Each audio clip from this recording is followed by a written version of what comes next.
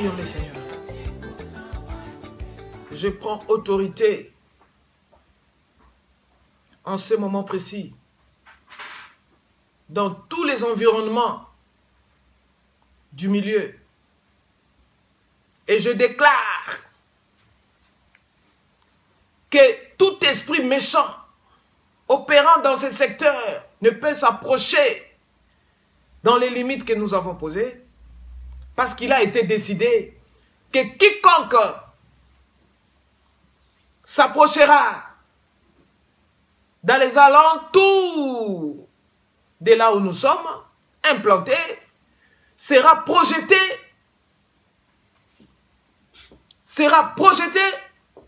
d'en haut et ira se jeter, je ne sais pas moi, dans les lieux arides. Et c'est là au nom de Jésus-Christ.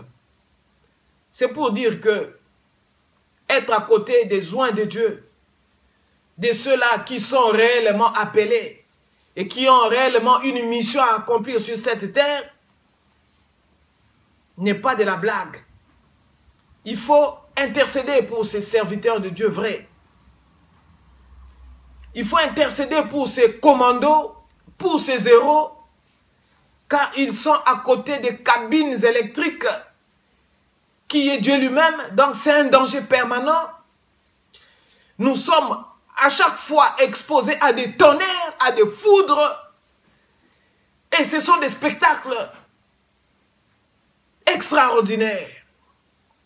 C'est pourquoi nous ne cesserons de nous dépêcher afin de vous communiquer la pensée de Dieu, de sorte que les justes se multiplient. Nous entamons notre deuxième message, mais nous ne serons pas assez longs. Mais je vous ai promis la fois passée qu'il est très important de lire la parole de Dieu, de faire la lecture.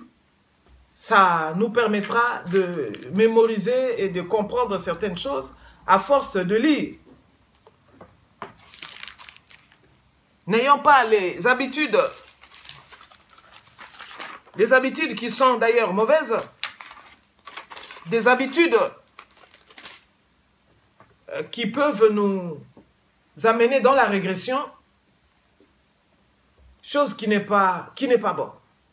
C'est pourquoi pour ce message, nous allons faire des lectures et qui pourront encore une fois nous aider dans la compréhension de ce que voudrait nous dire Christ en nous qui vous parle.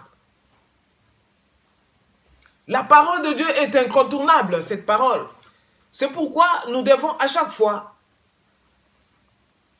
dire ces choses pour que l'Église, de plus en plus, puisse manifester cette grâce si diverse dont je parlais dans les jours passés.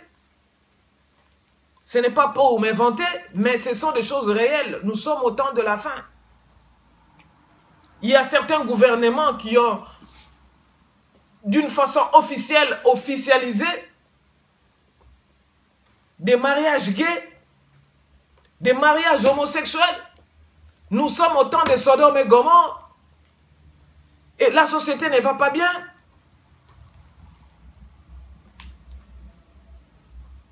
Raison pour laquelle nous cessons de sonner la trompette. Nous cessons d'avertir les morts spirituels. Nous devons recevoir la parole de Dieu qui est esprit et vie. Invisiblement, mais c'est une réalité. Nous allons parler longuement des réalités spirituelles. Nous allons expliquer longuement toutes les réalités que nous avons expérimentées. D'où notre grand titre, 1 Corinthiens chapitre 2 au verset 13. Nous aurons toute une série de sous-titres qui pourront vous aider à naître de nouveau. C'est le premier pas dans le royaume de Dieu et à commencer à croître chaque jour qui passe. Recevons la parole, esprit et vie en nous, écoutons la parole de Dieu pour activer la foi. Cette foi dont tu nous as été demandé, au retour du Seigneur, pour chercher son église, trouvera-t-il la foi? Dieu a besoin de notre foi. Une foi qui ne faillit pas. Une grande foi. Une foi qui résiste devant les épreuves. Continuons à croire. Nous devons lire la parole de Dieu. Que ceux qui n'ont pas de Bible puissent acheter des Bibles et commencer quelque part à lire, à méditer, à étudier, à comprendre. La Bible ne nous dit-elle pas que beaucoup de personnes ne comprennent ni les Écritures, ni la puissance de Dieu. La puissance de Dieu est profonde.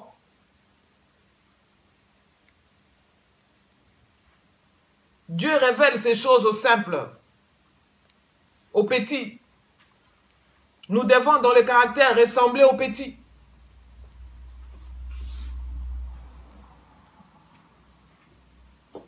En même temps, associer ces deux caractères, le caractère du lion et le caractère de l'agneau. Cela est très important. Nous sommes doux de caractère, mais nous sommes aussi redoutables dans le combat. Donc, en tant que lion, nous devons régner. En tant que lion, nous devons démontrer la puissance que nous avons reçue de Dieu. Comprendre les Écritures. Les Écritures s'expliquent.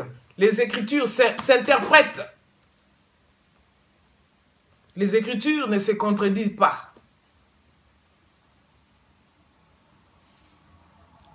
Nous devons mémoriser. Dans la mémorisation, nous devons répéter, réciter. Souvent. Relire, répéter, réciter. Et entrer dans la phase de la déclaration, de la proclamation et des décrets. Nous devons pratiquer. Le Seigneur nous dit, ne vous bornez pas à écouter la parole, mais pratiquez-la. C'est la pratique qui compte. Ensuite, nous devons prêcher. En prêchant, le Seigneur étant avec nous, il y a beaucoup de choses qui se passent sur le plan spirituel. Nous orientons beaucoup de gens dans leur ministère. Et aussi, nous déclarons des paroles contre certaines personnes qui se sont accaparées d'une autorité destructive dont nous avons parlé longuement dans les enseignements passés. Que notre Seigneur renverse les autorités les plus stables. C'est pourquoi je voudrais parler à une autorité qui se croit stable en ce moment, de pleurer sur ses péchés, de pleurer sur lui-même et de pleurer sur ses enfants.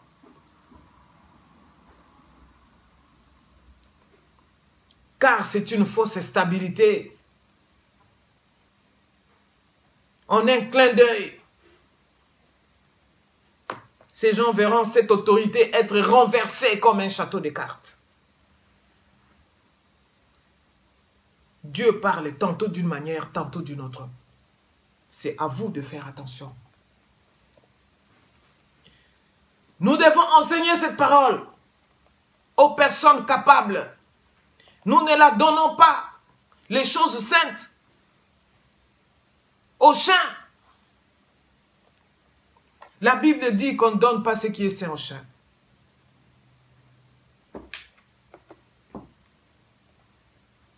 On ne peut pas présenter des perles à un porc. Il va le piétiner. Il ne connaît pas la valeur des perles.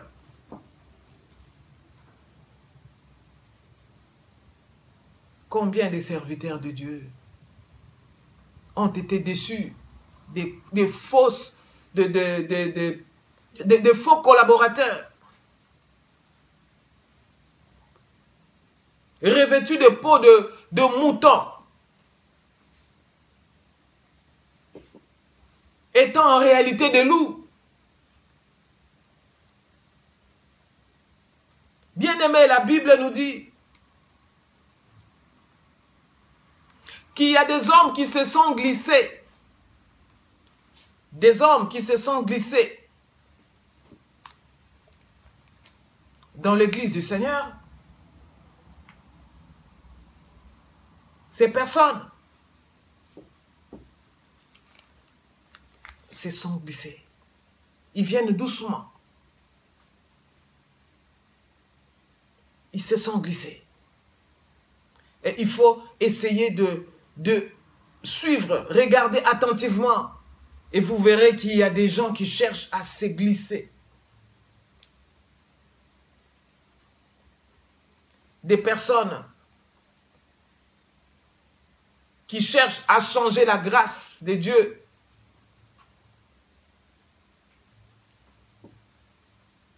En dissolution.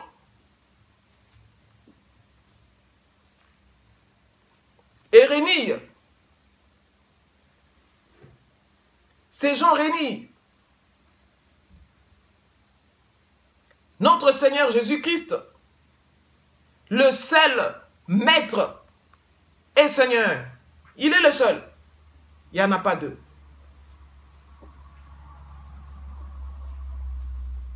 Et la Bible dit que leur condamnation avait déjà été écrite il y a longtemps.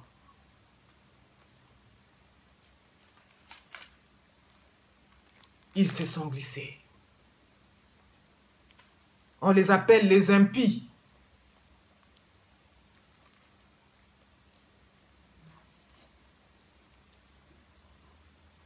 Ce passage est très important. Dans Jude, on pourra le voir très rapidement.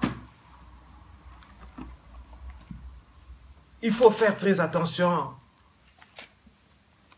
Et c'est ce qui bloque l'avancement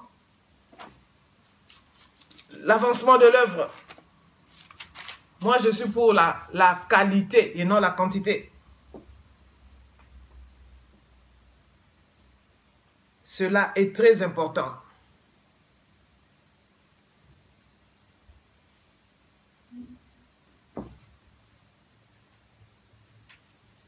Qui veut le Jude?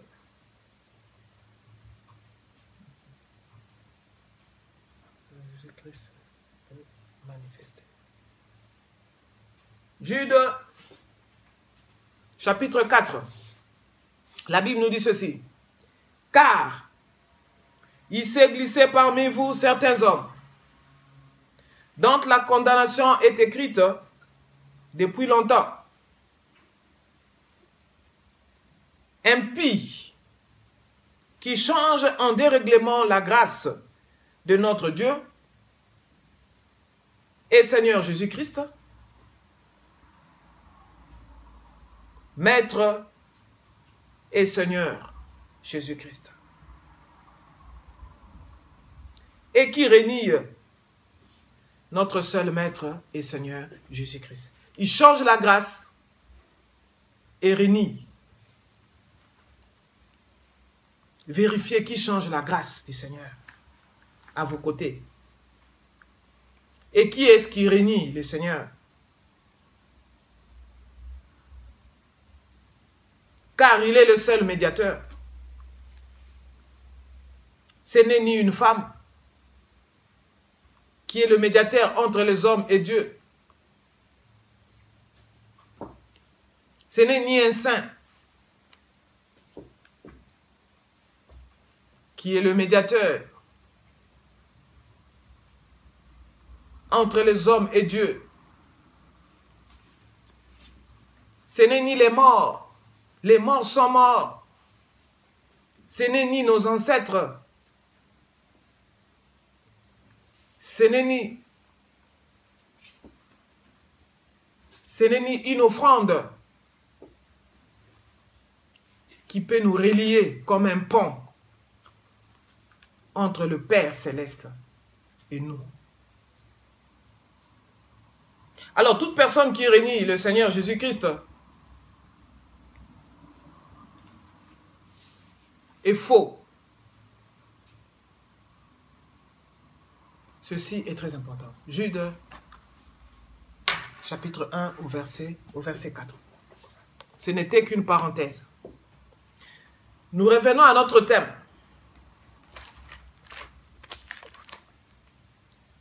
Je parlais du danger de l'apostasie.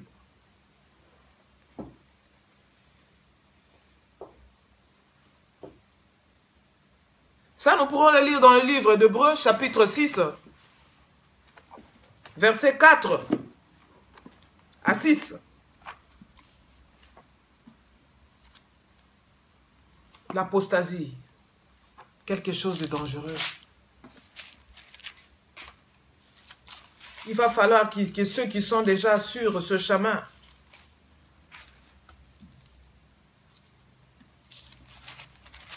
fassent l'introspection. Car ce qui est écrit sur ce passage n'est pas bon à entendre. Hébreux chapitre 6, verset 4 à 6. La Bible nous dit ceci.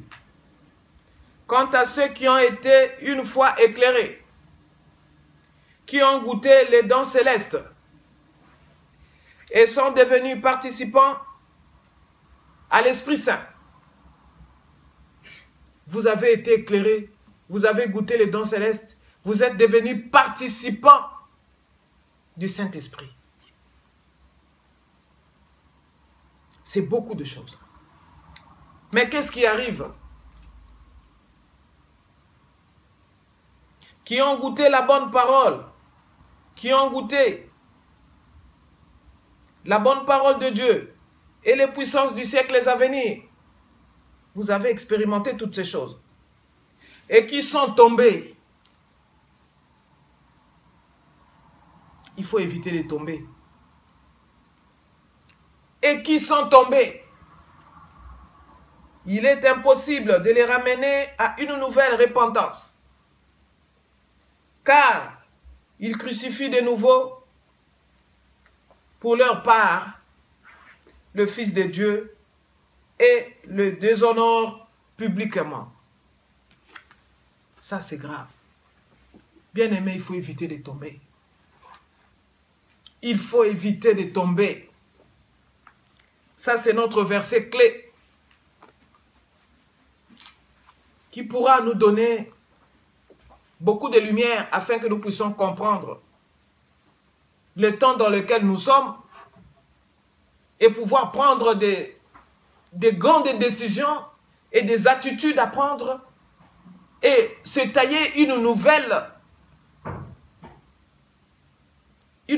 vie en Christ Jésus.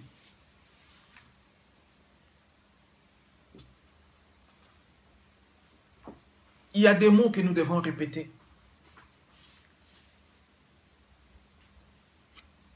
Des gens qui ont été éclairés, qui ont goûté aux dons célestes et sont devenus participants à l'Esprit Saint, qui ont goûté la bonne parole de Dieu et les puissances du siècle à venir. Vous avez expérimenté toutes ces choses. Et qui sont tombés. Qu'est-ce qui fait que vous êtes tombés? Qu'est-ce qui fait que vous couriez bien, comme le dit l'apôtre Paul? Mais qui vous a arrêté brusquement? Qui a fait en sorte que vous tombiez? Là, nous allons revenir à l'esprit de Jézabel. La sorcellerie qui est entrée dans plusieurs églises. La sorcellerie qui fait en sorte que les gens se tournent vers le monde. D'où nous allons avertir le peuple de Dieu au sujet de la mondanité. Et c'est cette mondanité qui fait que vous puissiez tomber et que vous puissiez perdre votre foi et que vous soyez candidat à l'enfer. Tant que votre foi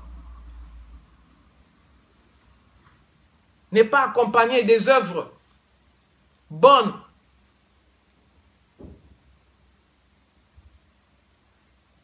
c'est une foi morte.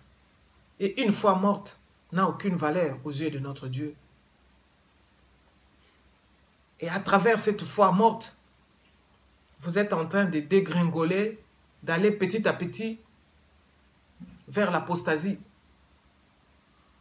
Et cette apostasie est clairement définie comme l'impossibilité de se repentir.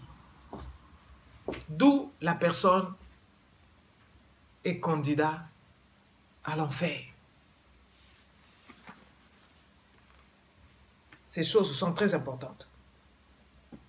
La deuxième partie, nous devons encore la répéter afin de vous aider à méditer là-dessus. Il est impossible de les ramener à une nouvelle repentance. Il est impossible. Ce qui est impossible est impossible. Voyez-vous? D'où il faudrait vérifier dans nos églises qui ont réellement la grande foi. Cette foi qui honore Dieu. Cette foi accompagnée des œuvres bonnes. Et qui sont déjà dans l'apostasie. Qui ont la foi des démons.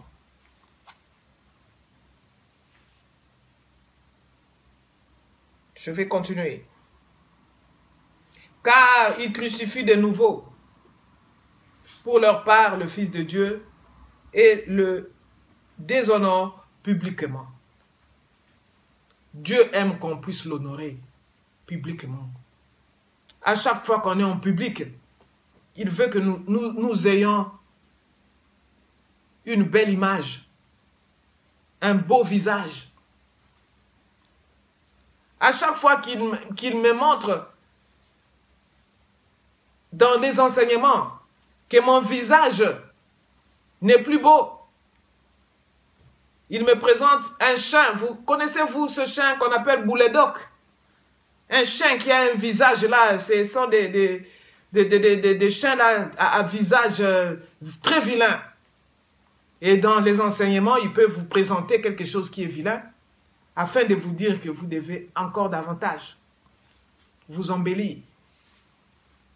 Vous devez encore davantage présenter au monde une beauté qu'on puisse vous exposer de sorte que le monde vous admire. Car ce monde attend la manifestation des fils de Dieu. Nous devons manifester ce caractère, cette nature de Dieu. C'est ça notre beauté. Évitons de le déshonorer publiquement.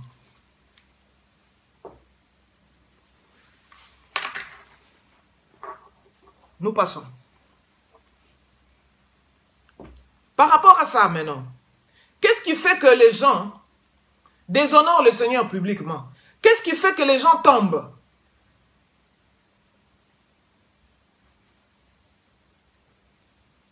Je pense que la réponse nous est donnée dans le livre de 1 Jean, chapitre 2, versets 15 à 17. Là-dessus, je voudrais présenter deux groupes d'avantages et de désavantages. À chaque fois qu'on rejette la mondanité et que l'on prend parti du Saint-Esprit, Ces avantages et ces désavantages vont soit nous amener dans l'apostasie, soit nous amener dans la perfection. Car dépassant l'étape d'être bon, nous dépassons l'étape d'être agréable, nous devenons parfaits. Nous tendons vers la perfection. Voilà la dimension que Dieu attend de nous. Donc, pour les avantages,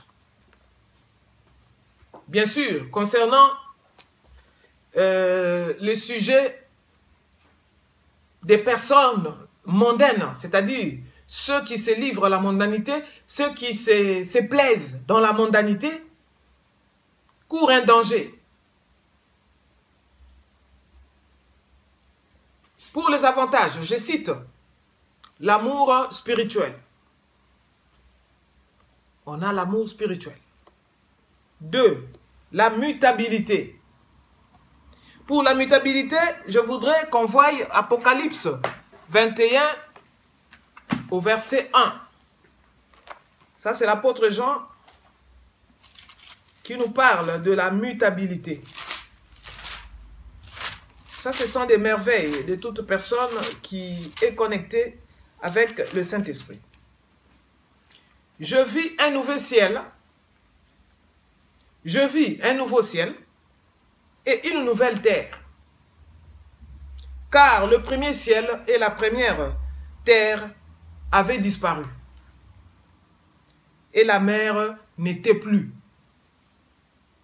Donc, c'est-à-dire, ce sont des visions que l'apôtre voyait. Ce sont des choses à venir. Et au moment où je vous parle, enfants de Dieu, Dieu nous donne beaucoup de capacités. Pour ne pas dire la grâce si diverse que nous devons développer, travailler, perfectionner et le présenter au monde pour une utilité commune. Je vous ai dit l'autre fois que la liste était longue quand j'ai cité les grâces si diverses dont Dieu a déposé. A déposé en moi sans pour autant m'exposer à l'ostentation. C'est juste à titre d'information. Voilà, Dieu peut vous amener dans des sphères élevées pour vous montrer beaucoup de choses. Des choses à venir, des choses présentes, des choses passées. C'est un Dieu illimité. Nous avons l'obéissance. Ça, c'est toujours dans le cas des avantages. Nous devenons pratiquants de la parole. Apocalypse 22, 14. Nous faisons la volonté de Dieu. Nous avons une vie fructueuse et nous avons la vie éternelle.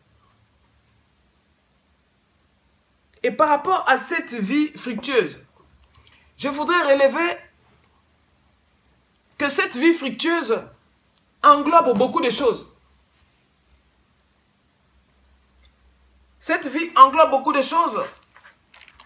Si nous voudrons davantage être efficaces dans le champ, bien aimés, je vous dis que nous ne devons pas perdre de vue certaines choses.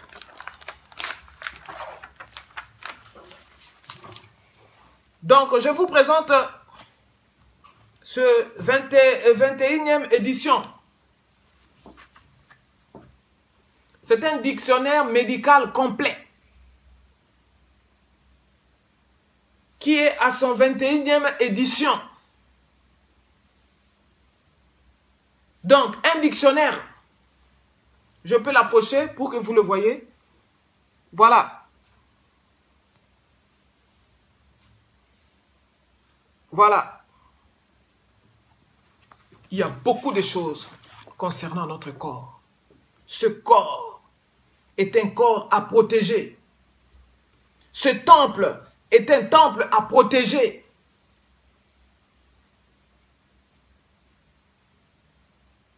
Ne permettez pas que l'ennemi continue à jouer avec ce temple.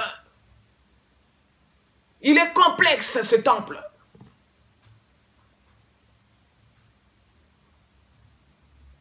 Je vous ai seulement présenté.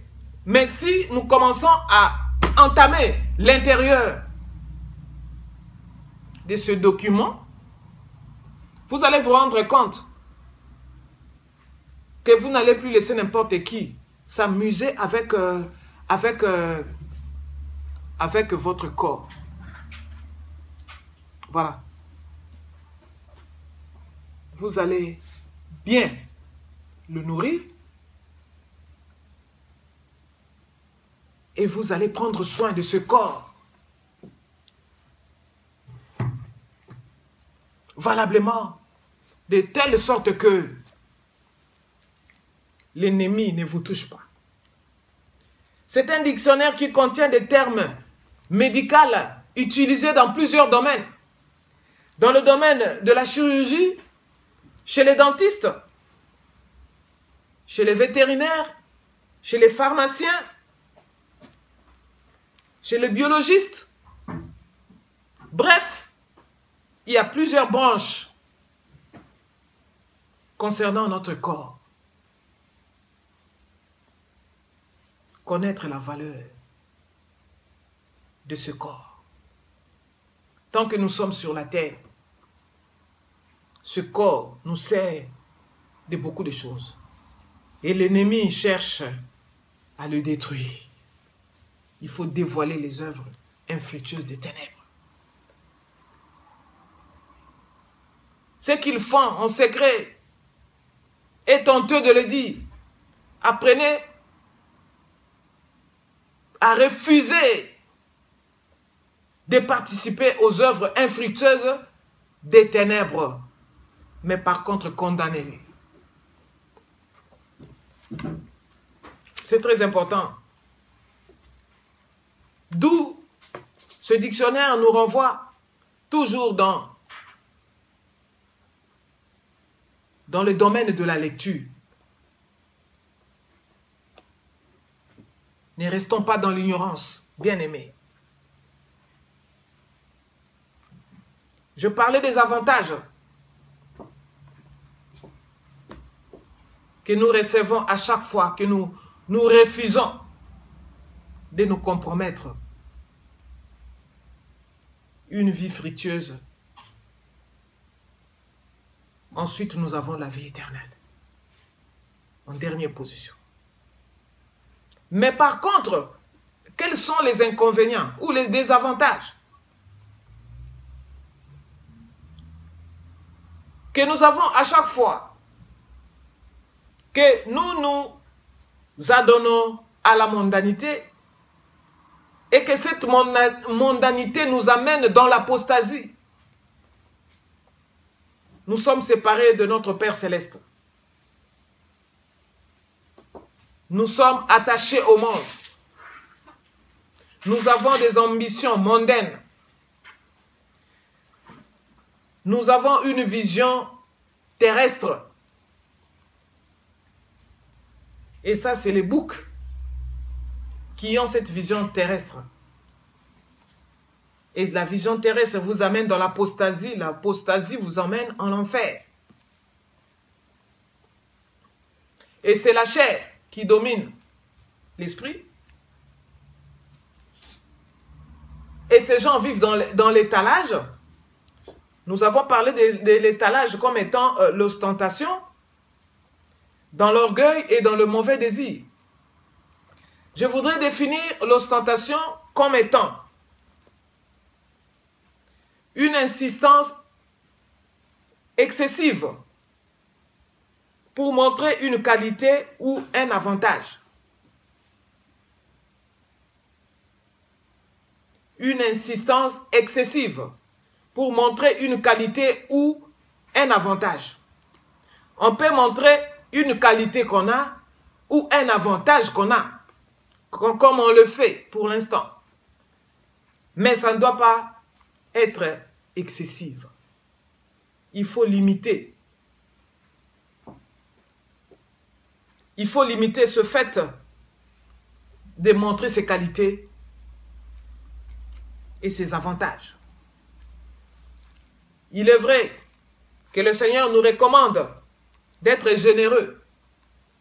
Mais il y a beaucoup de gens qui sont généreux avec ostentation. Une générosité avec ostentation n'est pas une bonne chose. Pour ça, étant donné que l'ostentation n'est pas aussi une bonne chose, faire étalage de ce qu'on a, il y en a qui vont même plus loin pour faire étalage de leurs organes intimes. C'est une chose à déplorer. Et par rapport à l'ostentation, nous avons l'ostentation d'une façon générale. Ensuite, nous avons l'ostentation dans le service du Seigneur, dans le domaine du service du Seigneur. L'ostentation n'est pas une bonne chose. Pour ça, je vais prendre ma Bible pour faire cette lecture. Et ça sera pour terminer aussi mon message. Pour terminer le message. Bien aimé, l'ostentation n'est pas une bonne chose. L'ostentation n'est pas une bonne chose. Nous essayons d'aller doucement afin de ne pas brûler beaucoup des étapes. L'ostentation n'est pas une bonne chose. Faire étalage de ses qualités, faire étalage de ses avantages d'une façon excessive n'est pas une bonne chose. L'évangile est simple. Nous ne cesserons de le dire. C'est pourquoi nous simplifions les messages pour ne pas choquer certains. 13:02. Nous allons terminer par cette lecture qui va nous laisser dans la méditation concernant l'ostentation d'une façon générale et dans le service du Seigneur. Nous devons tout faire avec modération. Ça, c'est très important. Montrant ainsi la glorieuse richesse de son règne et la rare magnificence de sa grandeur. Cela dura longtemps, 180 jours.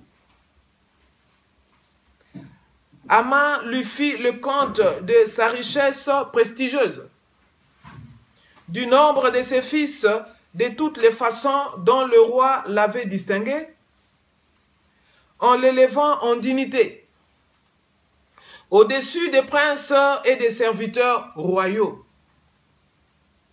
Ézéchias s'enfuit. Ézéchias s'en réjouit.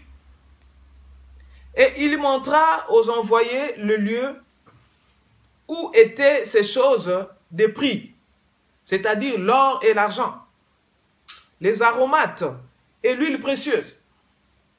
Ézéchias, c'était un serviteur de Dieu.